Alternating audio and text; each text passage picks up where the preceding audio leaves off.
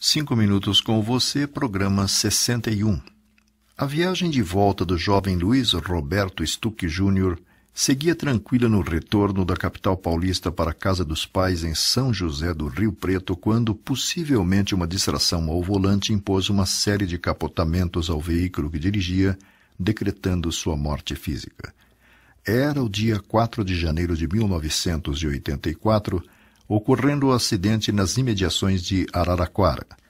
Filho único do casal Alzira e Luiz Roberto Stuck, foi definido por aqueles que o conheciam como um rapaz alegre, esportista e estudioso, o que impôs a todos uma dor intensa mesclada com desespero e inconformação.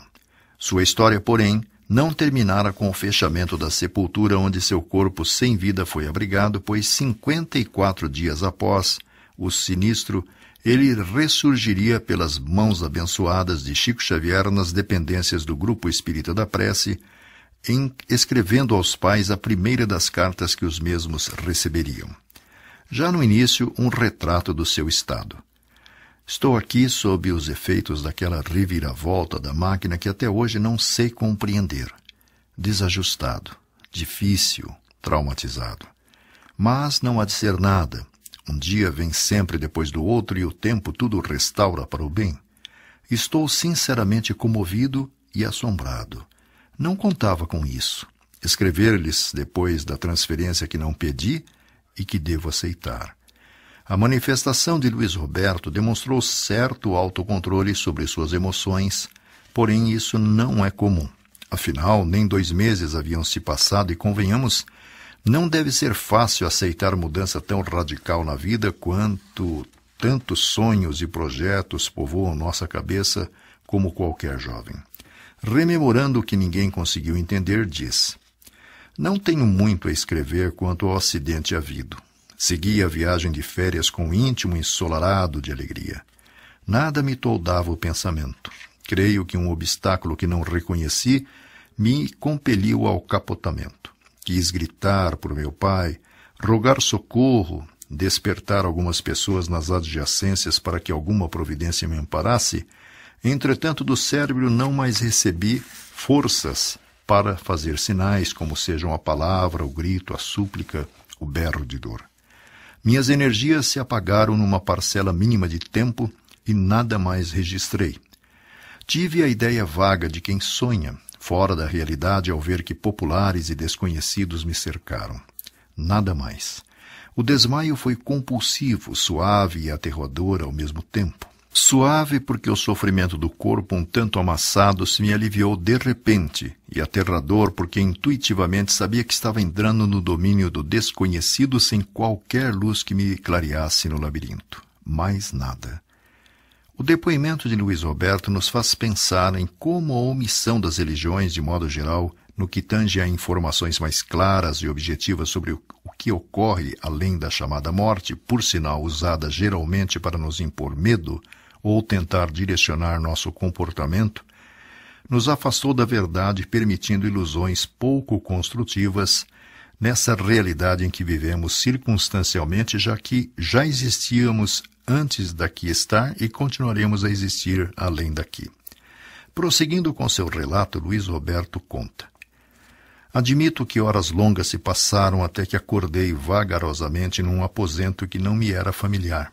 Trazia nos olhos um peso esquisito que não me permitia reconhecer os que me rodeavam. Uma senhora e 2 homens que divisei a princípio como que envoltos na névoa.